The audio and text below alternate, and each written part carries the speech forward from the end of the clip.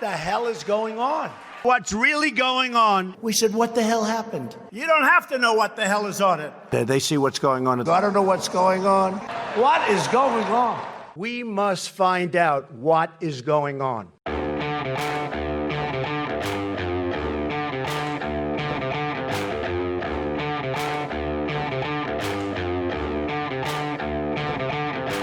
Hi, I'm Danielle Pletka. I'm Marc Thiessen. Welcome to our podcast, What the Hell is Going On? Marc, what the hell is going on? Well, what the hell is going on is we've got the author of a fascinating new book with us. It's Barton Gellman.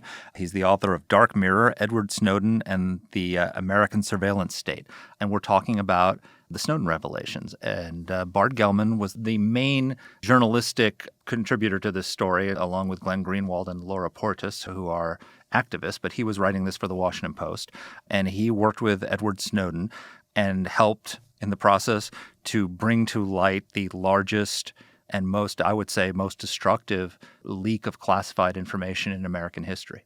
Right. And of course, now his argument and Snowden's argument is largest but not destructive because the American people have a right to know. So I don't want us to give any spoilers because I think we're going to have a fascinating conversation with Bart.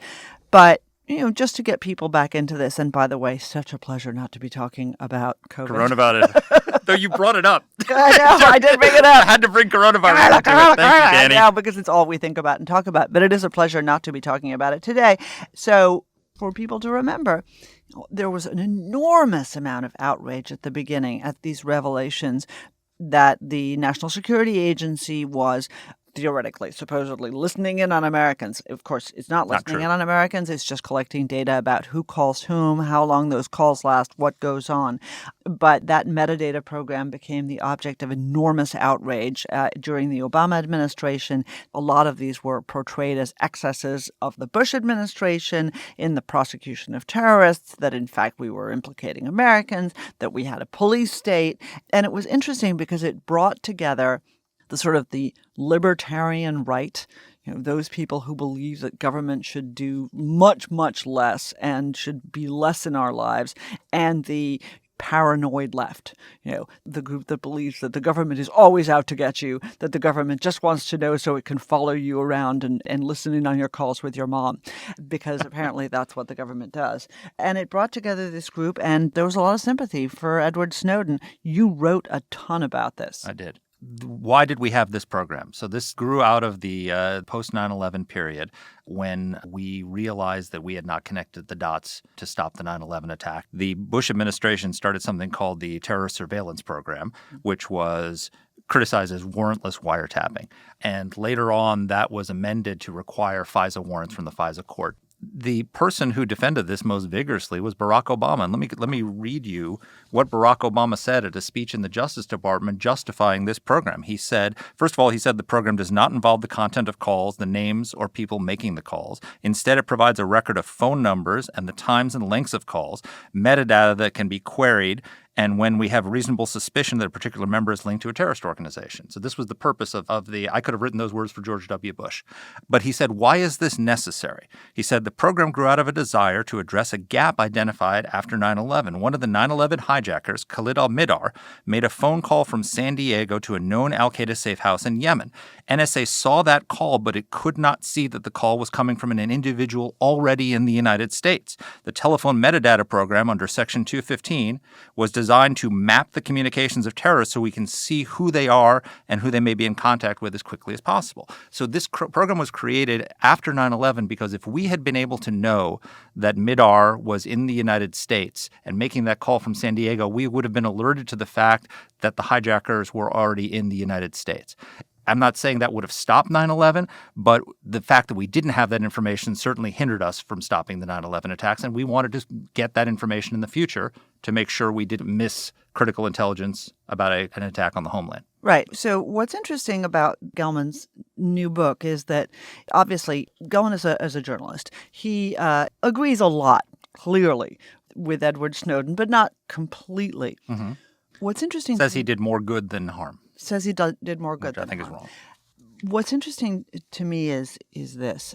You and I both spent time in the government. You in both the executive and in the Congress, at DOD and at the White House and on the Hill, me just on the Hill. But we've all had experiences with whistleblowers, all of us. And I think that's how Edward Snowden saw himself. He saw himself as somebody who was making a call for transparency to the American people who didn't know how it was that their government was peeking in their back doors.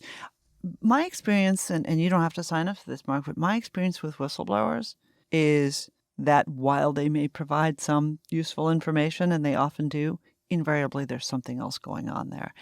And that risk is something that I think a lot of people who believe in the virtue of Edward Snowden simply do not understand. They want to take the good. Thank goodness that he told us about this thing, and ignore the fact that he betrayed American allies, American supporters outside this country, people who were aiding our intelligence service, foreign journalists, foreign nationals, all of the people who make our intelligence system work and protect the American people. He wants to ignore that part. So I agree with you about whistleblowers in general, but here's why he's not a whistleblower.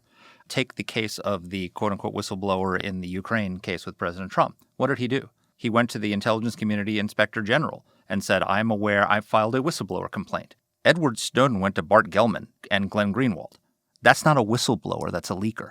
That's a crime. And who appointed Edward Snowden to decide what could hurt national security and what can't? So those were the two things. I mean, obviously, on the facts of it, I was enormously troubled. But those are the two things that stick with me is, A, that judgment call about a whistleblower. In other words, that this is obviously a person who has many other issues other than his desire to let people know that the NSA is collecting metadata.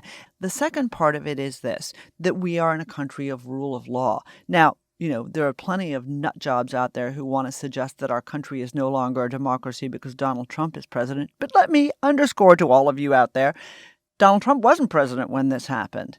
This is a country of rule of law. And notwithstanding that fact, some people seem totally comfortable with this self-appointed guy and the 3 journalists he picked to reveal this information. I don't get that. That is the very definition of what rule of law is meant to uphold. I couldn't agree with you more. And the amount of information, Bart says that he didn't reveal most of the information he possessed. Our enemies have that information. The Russians have that information. The Chinese have that information. These people released information that had nothing to do with American civil liberties at all. How we collect information on the Russian presidency, how we collect information on the Chinese government. It's intelligence porn. It has no redeeming purpose. It has no civic virtue to it whatsoever. It's just titillating information that sells newspapers and that harms national security in the process.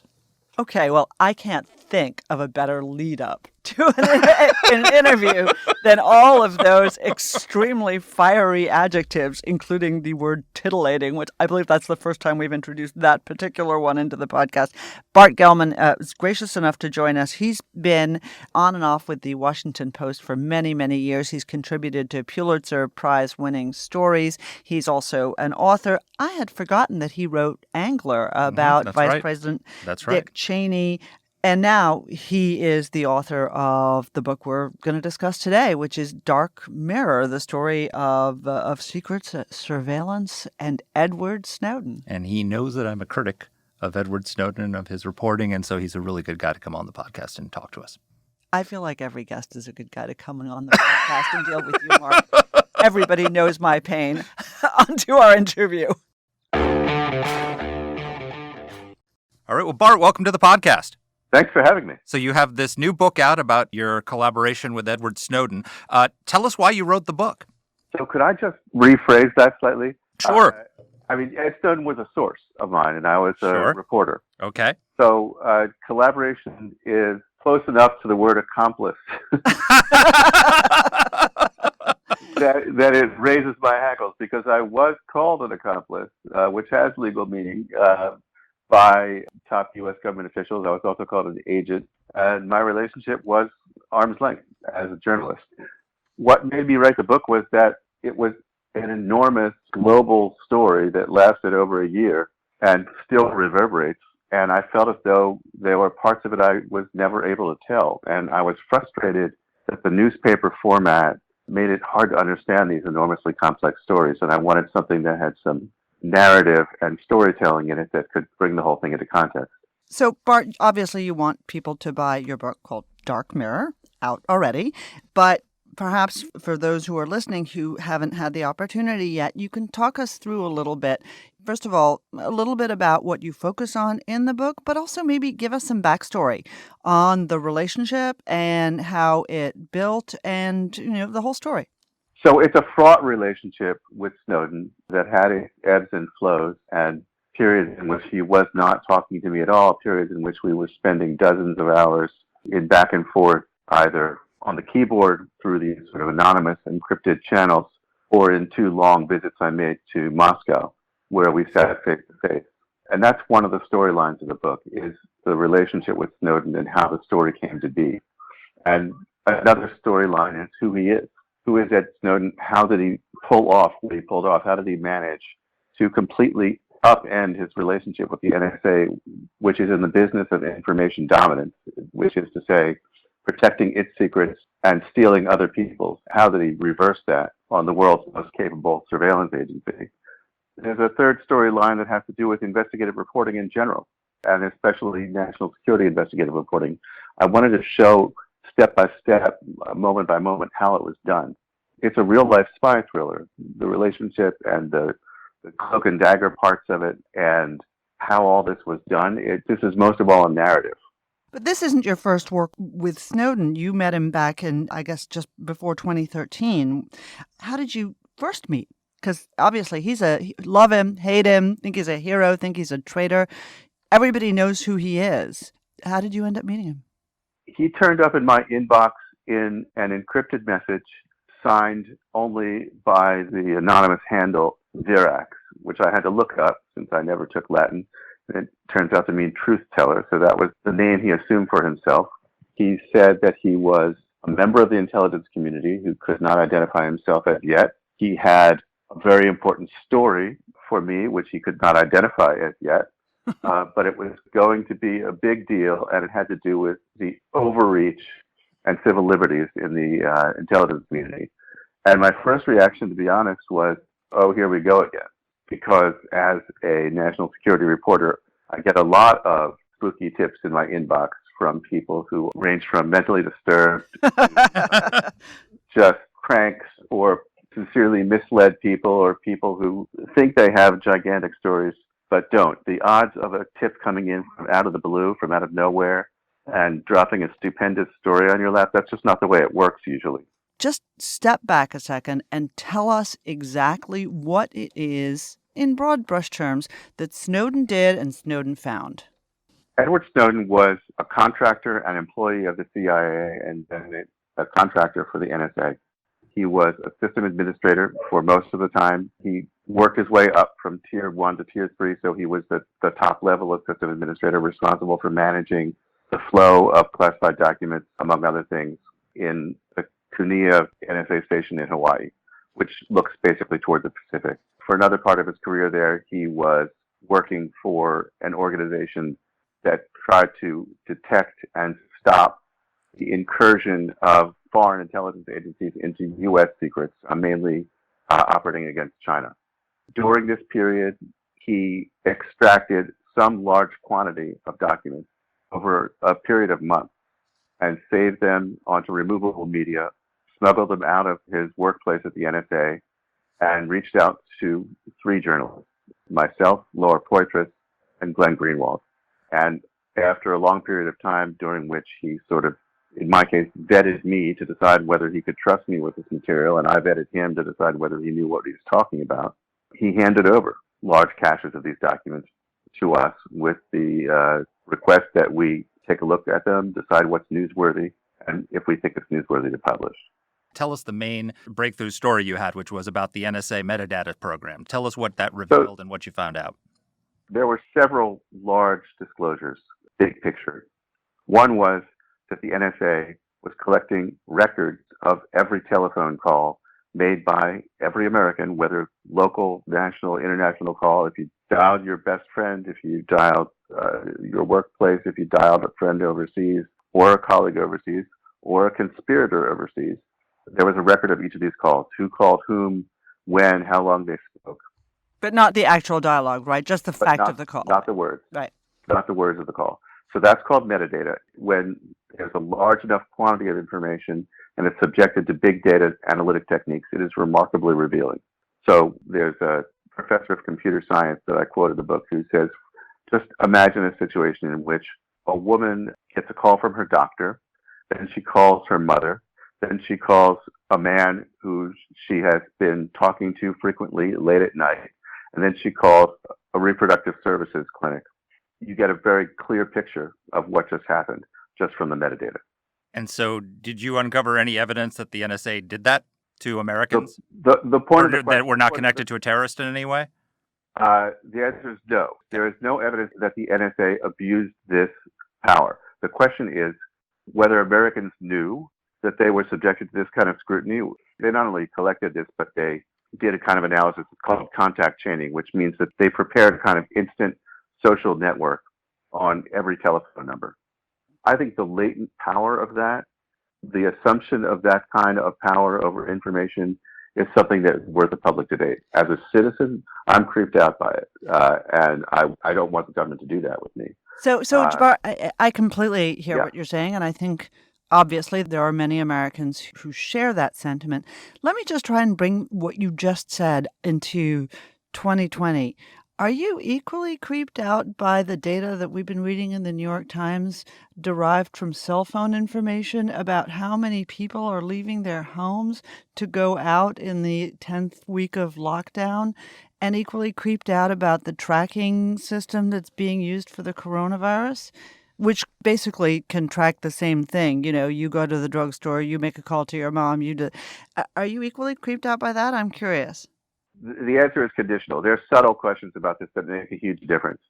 The location tracking data that's being used is being released only in the aggregate. It's not only anonymous, but there's no individual tracking point that is being released. The companies that are releasing this data are simply saying the number of people in each place at each time. And you trust Apple and Verizon and AT&T and all those guys that they're not actually keeping the backstory on this. They're giving us what they've got. No, I don't. That's not the case. The phone companies know at an individual level where everyone was at every time. And that is also disturbing to me. I mean, people sometimes say to me, why are you talking about the NSA when Facebook knows so much about you? The answer is you could be worried about both, and consider them both to be important public policy questions. I just happened to write about one of them in this book. I mean, you said this is like a spy thriller. Tell us, what is the most, spy thriller-esque story that you tell in the book? Bart Gellman is James Bond. Well, I'm not James Bond. I'm sort of the hapless reporter in this. I don't know, if James Bond had a sort of bumbling assistant, that would be me. I'm conflicted and overwhelmed a lot of the time by this thing. I mean, no one's ever had, in the Washington Post newspaper, I'm pretty sure it's true that no one's ever had a top secret code word classified document in their hands that was a contemporary document in near real time. We find out classified information all the time because so much is classified, and it's hard to write about defense or foreign policy or intelligence gathering without straying into classified information. But having the document itself is a different story. And suddenly I was loaded down. I tell the story of the moment when I realized I've got 50,000 documents classified at that level. And I don't know what to do with them. I don't know how to protect them. I don't know how to get the right kind of advice in the right order. I was a freelance reporter at that time. I was based at the Century Foundation in New York. I was not associated with a news organization, or I was not an employee in any case. So I'm sitting there figuring out, whether it's safe to back it up and how I would hide it, how I keep it from being stolen. But I mean, the most tense moment came when Snowden asked that I publish not only a document, but a cryptographic signature that went along with that document. And a cryptographic signature is a tiny little file that uses math to prove that the document has been signed by someone specific and that it has not been altered since it was signed. He wanted me to post that online along with the document itself. And I asked him why, and he was dodgy about it for a while. And eventually he told me he wanted that signature because he could use it when he went to various foreign embassies in Hong Kong and asked for asylum. He wanted to be able to prove that he was my source. for the story as a way of saying, I'm the one who did this. I'm going to be subject to political prosecution. I want asylum. And he was asking me to play a role in his own escape from American justice. I had already agreed that I was going to keep his identity anonymous as long as he wanted. That's typical for a reporter, in order to bring information to the public. He was asking me to disclose his identity, prove his identity to a private audience of a foreign diplomat and probably foreign intelligence service in order to make his escape from American law. And that was something that, frankly, kind of freaked me out, and I had to say no. So you didn't do it? I didn't do it. Interesting. What was it that stopped you? Was it the classified nature of the key? Was it the fact that he was trying to make you complicit in his, it's not, I guess the right word isn't defection, but certainly escape from almost certain prosecution in the United States? What part of it was where you sort of said, this is where I step over the line from journalism into advocacy and, to use the phrase that Marc used at the outset, collaborating? It's more the latter. He was asking me to be an instrument of his action plan, the same way that I could not have assisted him in making off with the documents. If he had said, can you help me crack this code? Can you ship me some hardware I need? Can you hide this encrypted disk for me? I could not have been a co-conspirator in his action as he stole the documents. The way the law works, I can receive the documents, and it's not considered, for example, unlawful receipt of stolen goods. That's well-established law. So a source can tell a journalist something, and the journalist can use it as long as the journalist doesn't participate in the hacking, for example. That's not actually true. The publication of signals intelligence is a crime. Publication of signals the word publication appears in the law. Anyone who shares information or publishes classified signals intelligence it's a crime. I was talking about a different stage of the process, but okay. we could go to that. We could go to publication. It is arguably a crime, and most clearly in 18 U.S.C. 798. Yep. Okay, I'm sorry. Let me, on behalf of our audience, stop everybody and say 18 U.S.C. 798 says? That's part of the Espionage Act, and it's a more modern amendment to the Espionage Act, long after the 1917 Act itself. And it is the only part of the Act which explicitly mentions publication.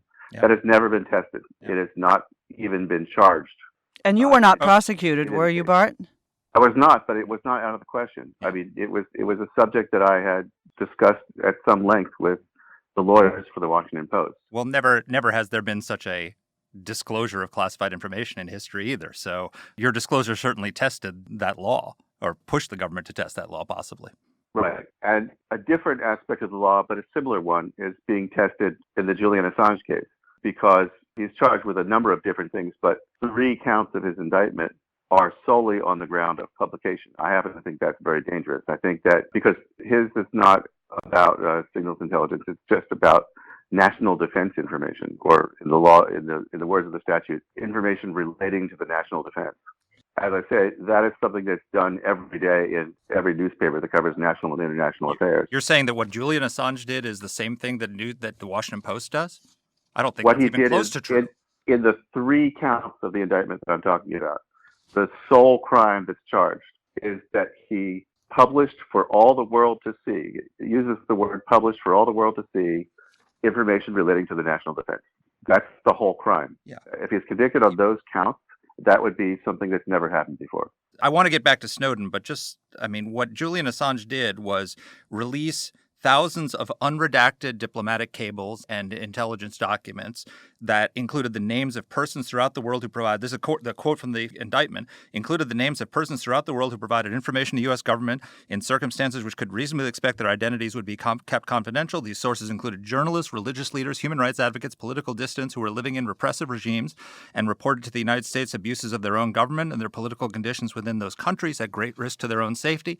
The indictment cites specific examples of sources burned in China, Iran, Iraq, Syria. We know that he released the names of 100 sources in Afghanistan that the Taliban then went after. I mean, that's not what you do, is it? That's not. You're talking about other parts of the indictment. I'm talking about the narrow precedent that would be set by the 3 out of 17 or 18 counts of the indictment. And I see you've come prepared. Yeah. I've been writing about this for a long time, like you. I do not endorse the totality of what Julian Assange did, not by a long shot. And Snowden does not, by the way. If Snowden wanted to release the whole cache of documents, he could have given it to WikiLeaks. Assange was angry at him that he didn't. Or he could have published it on the internet himself. He knows how to work his computer. He wanted reporters to filter and decide what was newsworthy and what would not be unduly damaging to the national security on balance against the news value of the story. So he wanted us to do it. And as I said, there were 50,000. I didn't write 50,000 stories or 500 stories. The great majority of what he gave me has never been published. But you know who has it? China, Russia. He took 4 laptops. Do you honestly think that Russia and China do not have every single thing that Edward Snowden carried on those laptops? That's actually not what was on the laptops. He had 4 laptops so that he could use them for different things as part of his communication security regime. The documents themselves were on a removable drive, and they were encrypted. And before he went to Russia, he destroyed the encryption key. Once he gave the documents to the journalists, he no longer had possession of them. You don't think Russia and China have them? Meaningful sense. I don't think they got them from him. I wouldn't be surprised if he got them from somebody else that he gave them to. That's interesting. I can't rule out that they got them from me. I mean, I kept my copy of the documents in a 400-pound safe on a machine that had its networking hardware stripped out so that it couldn't touch the internet, encrypted with the encryption key on a separate device, which was not kept in the same vault or the same room. The room was locked and had video camera, and nevertheless, I was an amateur playing against professionals. And I think when a big sponsored attacker is willing to spend significant resources going after an individual, it's very hard to be sure that you can protect against that. But just so I'm clear, you think that if the Russians or Chinese got it, they probably didn't get it from Snowden, but they might have gotten it from you? I hope not. Your possession of those documents was more dangerous than Snowden's. I did every single thing that I could to prevent that, but I don't know whether they got them. Yeah, no, it's hard. It's hard to know, but you do have to assume. So let's talk a little bit about the objections to the response to your concern and your criticism. So, I mean, you've acknowledged that no one's listening in on phone calls or reading emails, or this was metadata, which is phone numbers, not content, right? No, not right. That's true of the one program I talked about. We're talking. That's what this program we're talking about right now, the metadata program. Okay, right. Yeah. So there's no content. There's no content in that. So after 9/11, the criticism of the intelligence community was that they failed to connect the dots and stop the attack. And one of the reasons they failed to connect the dots is because, for example, they intercepted phone calls between Khalid al-Midhar, who was in San Diego and talking to a known al-Qaeda safe house in Yemen.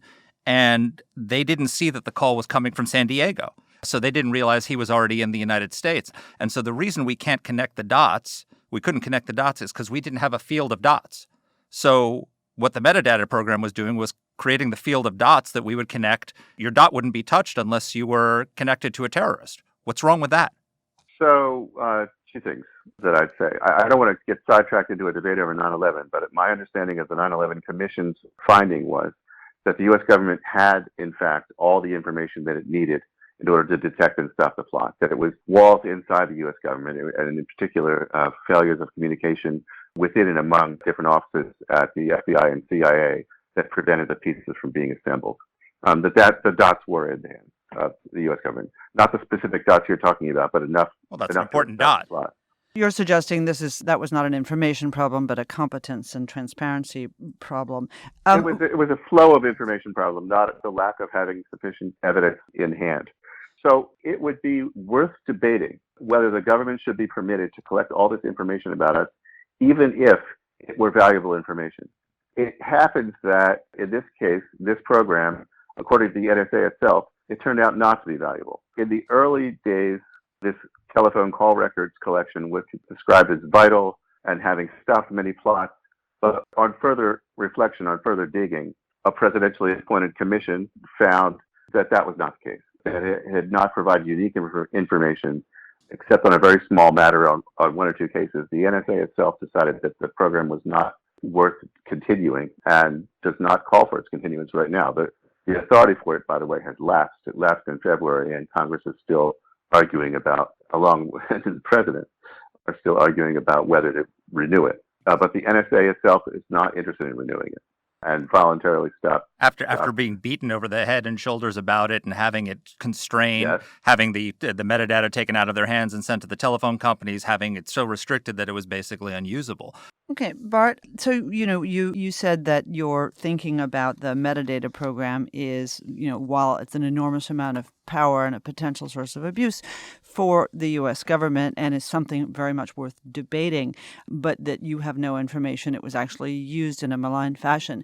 What about other revelations? Do you have a feeling that those other revelations made by Snowden were evidence of malign activity on the part of the U.S. government?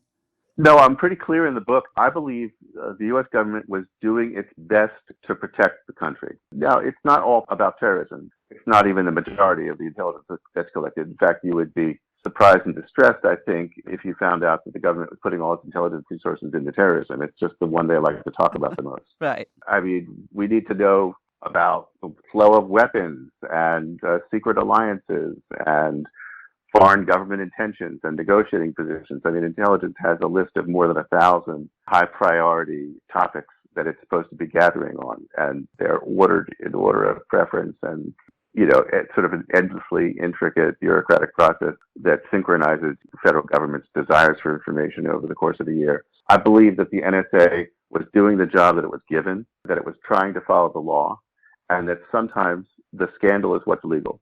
Sometimes you find a situation in which you've traveled such a distance and traveled it in secret that it's time for a public debate.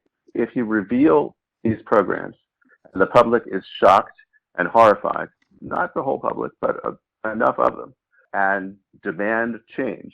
And if you reveal programs that surprise Google and Facebook and Microsoft so much that they then spend tens of millions of dollars to thwart operations of their own government, which they did, then you've found a subject that's worthy of debate.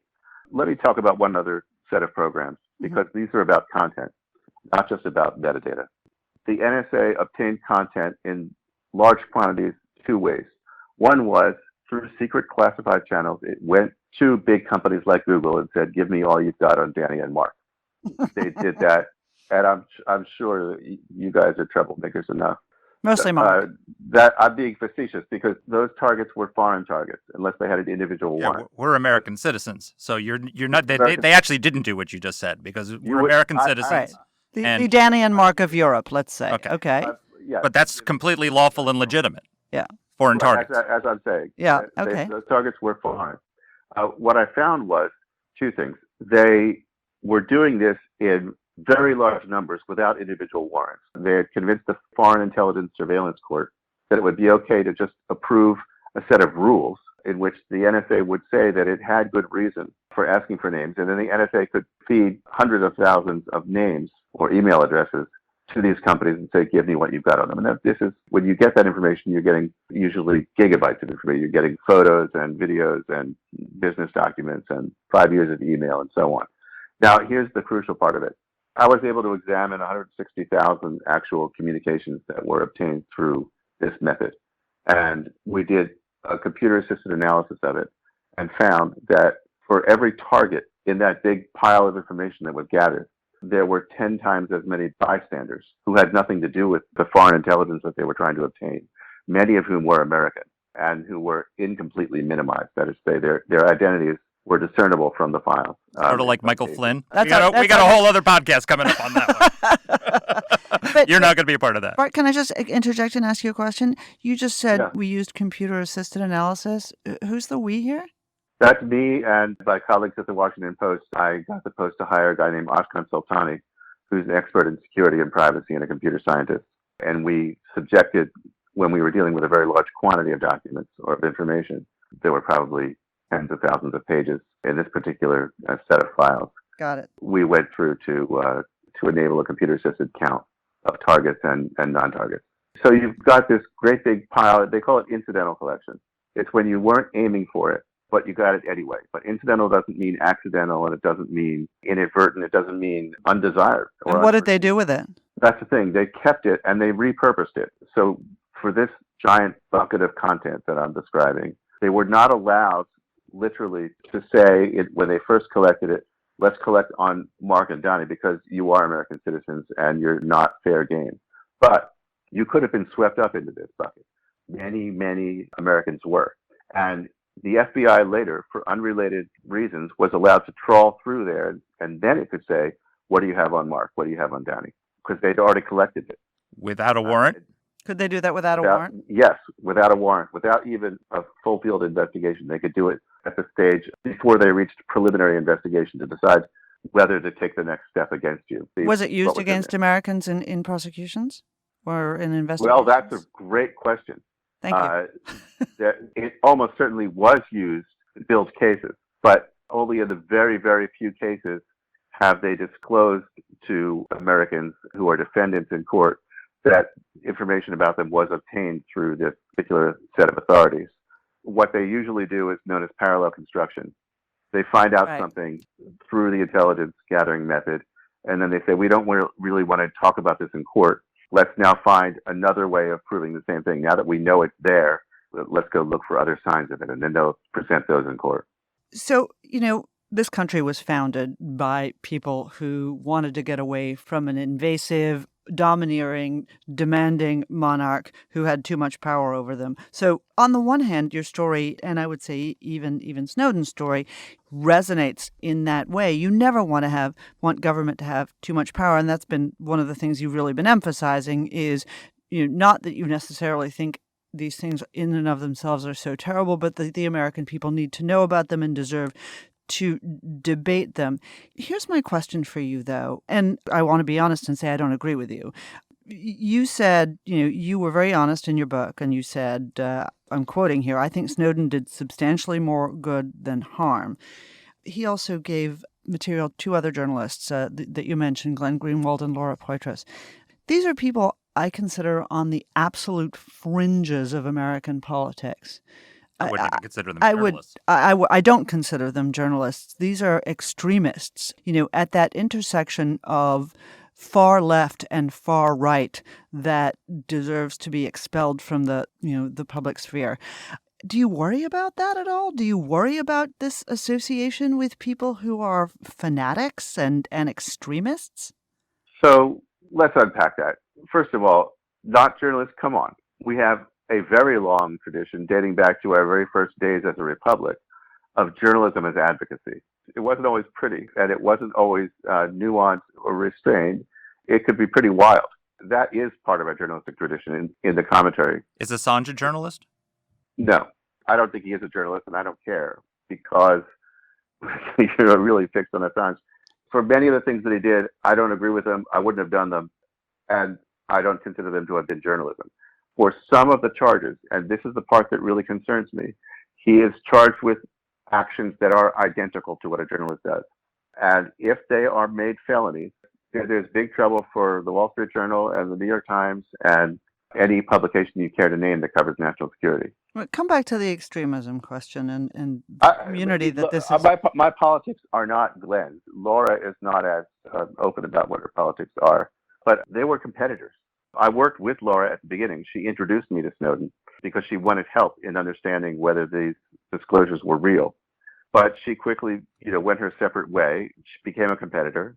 Glenn was a competitor from the start, and they had their own way of doing things. I didn't agree with everything they published. I wouldn't have published some of those things. I wouldn't have written them the way they wrote them. But they also they also made some, I think, very important disclosures. The telephone call records metadata story that we've been talking about until now, in which even Jim Clapper and Keith Alexander and President Obama all acknowledged was an important thing to be debated in public and should have been debated in public. That was a Glenn Greenwald story. He wrote it straight for The Guardian, like a regular news story, and did a lot of good work, along with a lot of stuff that I thought was over the top. So you justify these disclosures because you say they were important debate we should have and have implications for civil liberties, right? Right. Okay, so let's talk about a few Snowden disclosures that came out of this that probably don't fit that characteristic. So he disclosed, for example, that the NSA developed capability to access computers not connected to the internet, creating a covert channel of radio waves that can be transmitted from tiny circuit board and USB cards inserted surreptitiously into computers, and a briefcase-sized relay station intelligence agencies can set up miles away from the target. That capability was exposed. Never has been used against American citizens. Where that was in the New York Times. I'm talking about Edward Snowden right now. Also, he exposed the fact that the NSA had infiltrated the computer network of Tsinghua University in Beijing, which houses China's 6 major backbone networks. That activity had no implications for civil liberties. He exposed that the NSA had intercepted communications between then Russian President Dmitry Medvedev and had changed the way the Russian leadership signals are normally transmitted, exposing the fact that how we were spying on the Russian presidency.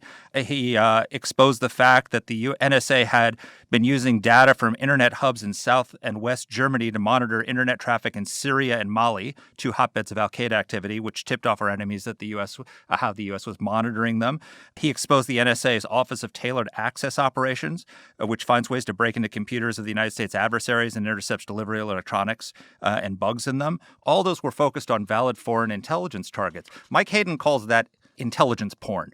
There's absolutely no value to the American people of knowing that those things are happening, and yet Edward Snowden exposed all that. Do you have any, concern about the fact that you were cooperating with somebody who did so much damage to American national security? I was using Ed Snowden as a source, and I was publishing what I thought ought to be published. I didn't publish those stories. Some of them, we'd have to go offline and delve into the detail in more time than we have here. Sure. I'm not sure were actually Snowden disclosures. There were at least 2 other sources for some of these stories that broke in Europe that were not Snowden, and that complicates the conversation. But let me answer the big picture question. Hayden and many others have argued that while Snowden's disclosure of the PRISM program, which we talked about earlier, which has to do with getting information about content from Google and other large companies, and the metadata program, they said maybe you could call them civil liberties stories of concern to Americans. But the stuff that happens overseas with foreign targets is just the intelligence porn. And here's why I disagree. In the course of collecting information overseas, it often taps into these sort of high volume circuits at the crossroads of the internet and pulls in everything it's got from there. The law of foreign intelligence overseas is almost exclusively set by an executive order to 12333, which is the foundational document for intelligence powers. They are allowed to presume that anything they collect from an overseas collection point is a foreigner. And that used to be more or less true.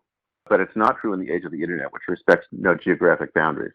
And so, for example, here's a story I wrote that I absolutely would justify. The NSA went to overseas collection points in pursuit of legitimate foreign targets, I assume. I have no reason to doubt. Broke into the private fiber optic cables that linked Google data centers overseas. And here's the problem with that. If Marc sends an email to Dany from across the room, there's a high likelihood, almost a certainty, that that email is going to end up in if you're using Gmail, in a Google data center in Singapore or Bogota, because that's the way the distributed processing of this gigantic global machinery works. There's backups, and internet communications don't take the most direct path. And so when the NSA breaks into the main trunk lines of these large internet companies overseas, it is collecting on tens and probably over 100 million Americans. It may not be aiming for them, but it knows it's getting them, and it's allowed to get them. And that's something that we didn't know. That so-called incidental collection becomes such a gigantic loophole that it blows a hole in many of the civil liberties protections that we take for granted under the Fourth Amendment and under the applicable rules and regulations that give that force. So I think the issue of incidental collection and the way they collect overseas, which is entirely unrestrained by the Foreign Intelligence Surveillance Court or by statute, is very much worthy of debate. The big problem here is that after 9/11, the NSA shifted the boundaries very substantially, sometimes with and sometimes without the help of the FISA court and Congress. But they shifted the boundaries of what intelligence is allowed to collect, and they shifted the boundaries between our government and our people. And they did so in secret. The people can't vote on every intelligence operation. Many intelligence operations have to remain secret. I get all that. But the fundamental borderlines of what the agency is allowed to do ought to be subject to public debate, and it wasn't. So you've described in your book a lot of the extent to which you've gone to protect your sources and protect the intelligence that you possessed. As a journalist, you've talked to, I'm sure, hundreds of confidential sources, including, people in foreign countries, people who are being oppressed by their governments, who are dissidents, people who were in the intelligence community. Would you have a problem with it if, the government came in and hacked into your system and exposed all those people to people who wanted to arrest them or do something about them? Why is it okay for you to do this to the federal government, which is basically stealing the American people's intelligence information, but it wouldn't be okay for the federal government to do that to you? And why would you be upset about that? So some of the things you're describing, I did not do, exposing agents and that sort of thing. And in fact, for every story that I published, I went to the U.S. government and I said, this is the story we're planning on publish. I have questions about it. I'd like context for it. I'd like to make sure I understand it.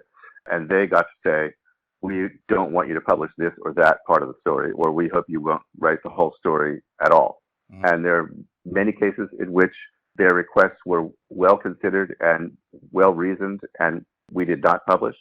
There were some cases in which we were not persuaded and we did publish. I could give you an example of that if you like. But I was not indifferent to the national security implications. That's number one. Number two, in our form of government, the government is subject to the oversight of the people. It's not the other way around. They work for us. We don't work for them.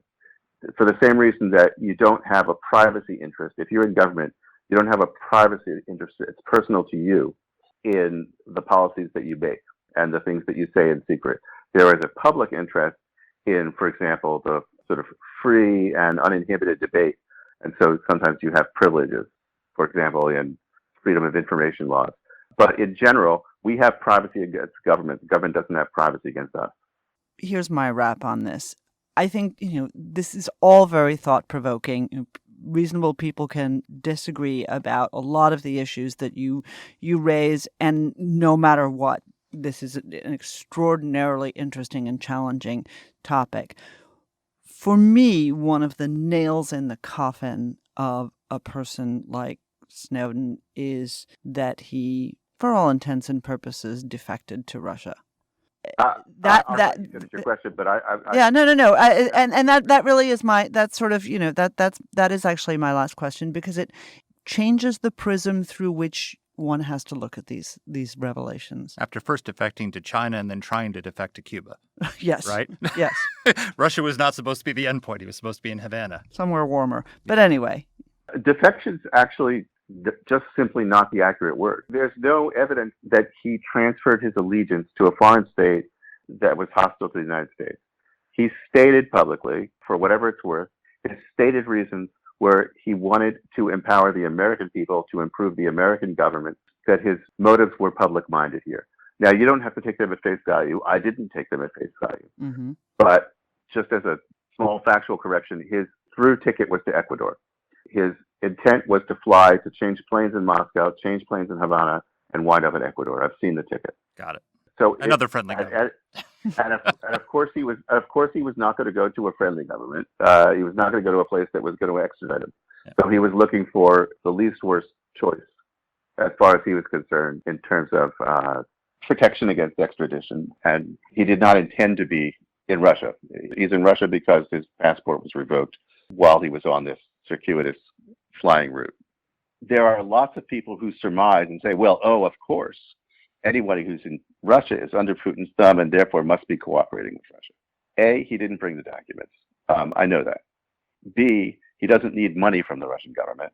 He's well compensated as the employee of an American NGO, and he makes lots of money on the lecture circuit and his book. And he got huge contributions from Silicon Valley from people who didn't like the things that he was exposing.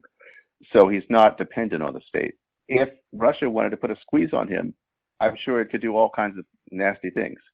But he has had continuous access to the internet the entire time he's been there. And the entire time he was stuck in the airport, in the transit lounge, in that interim period. It's not a normal thing to do if you're trying to recruit someone and put the squeeze on them to let them keep their computer and be communicating freely with the outside world every day. And let me give you one other piece of circumstantial evidence as a thing to put into the mix. I went to visit Snowden in Moscow twice. Now, I had no intention of carrying classified information with me. On that trip, I didn't carry anything. I did what you described earlier, Mark. I brought an empty computer and an empty phone and so on. But in the early preparation for that story, as we were talking about my visit, Snowden said to me, listen, whatever you do, do not bring any of the documents with you. You have to assume that they'll be able to take anything that you bring. Now, if he was working for the Russian government, if he had their interests at heart, surely he would have said, listen, you should bring the stuff. I'm going to show you some secrets you never imagined that are in there that you probably haven't found. And I've got more to talk about with you. He would never have said, don't bring anything you don't want the Russian government to get. That just wouldn't make sense.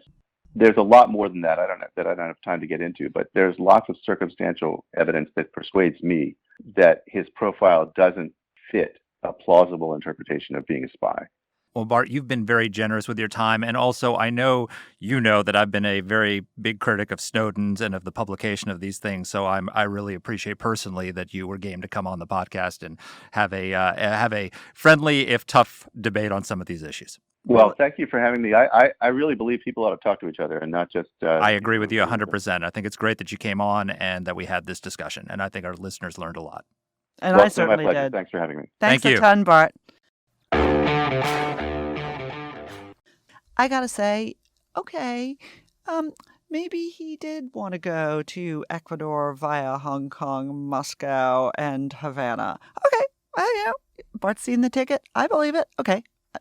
But there's a theme here.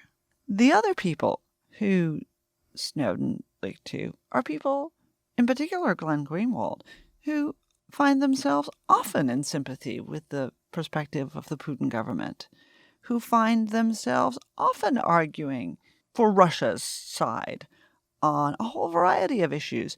And the big tell for me that this is about their sympathy with Russia is the fact that they defended Donald Trump when people accused him of being a Russian agent, right? Which he wasn't. Well, duh. I mean, but I mean, you make that out like that's the like even a blind squirrel finds an acorn once in a while. I mean, for me, that was the giveaway because Snowden is a complex debate for a lot of people because of the libertarian strains, because there was this feeling that the U.S. government had amassed too much power. But on the Russia side, the fact that people who otherwise find themselves on the far left, and I don't include Bart in this, by the way, find themselves on the far left, were out there defending Donald Trump against accusations that he was, doing something illicit with Putin, and that Putin is not such a bad guy anyway, is the giveaway to me that, in fact, he may have bought tickets on the way to Havana and he may have wanted to go via Hong Kong, but in fact, he is perfectly comfortable working for and aiding the Russians. I'm keeping Donald Trump out of this because I think that because you love him. No, because I think the Russia collusion conspiracy theory that our country went through and actually took seriously, I think that no president has been treated more unfairly in terms of being investigated for something that he never did. Glenn Greenwald agrees with you. Well, like I said, even the blind hog finds an acorn once in a while. But look, the reality is that there's a reason Edward Snowden is in Russia, and it's not because he's a proud American patriot. I'm sorry. Bart makes the point that, well, if you're leaking on the American government, you have to go to countries that are not friendly. Well, sorry, no, you don't. I mean, if you're so brave and you're so that, why don't you leak that information and then stand up and go in court and defend yourself? Why don't you go to the Inspector General and reveal it through proper sources? Why don't you go to the Senate or House Intelligence Committees and do that? This guy is a criminal.